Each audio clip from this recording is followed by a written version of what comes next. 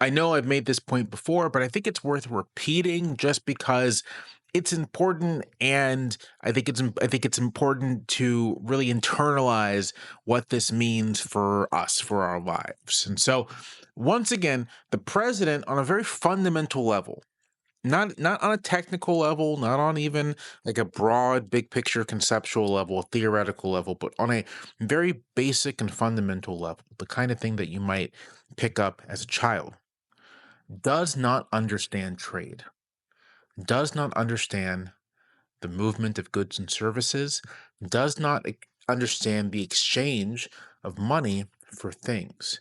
In fact, he has a fetish like relationship to money, seeing it as having value in and of itself and not as a means of exchange or as a representation of something. You see this in a recent interview he did with Newsmax.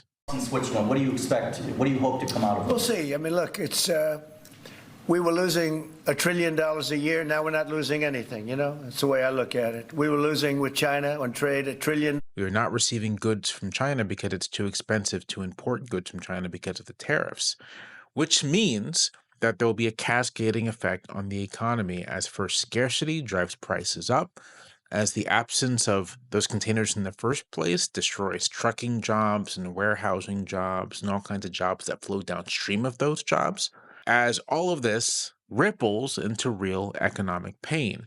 But Trump sees the absence of those containers, of that trade, as a good thing because to him, in quote, we're not losing anything.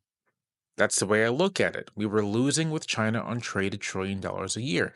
And he thinks that because he sees the total transaction size of trade with China and sees it as the US losing money. And so if we're not getting anything, if we're not selling things to China, then we're necessarily in the red. But this is not how trade works because we are buying things that we will then sell to ourselves or to run our factories or to produce other jobs. And in the end, the net impact is completely positive. We come away wealthier. But he doesn't understand this. It's mystifying to him. It makes no sense to him. Unfortunately, what this means is that he's going to keep on with these tariffs.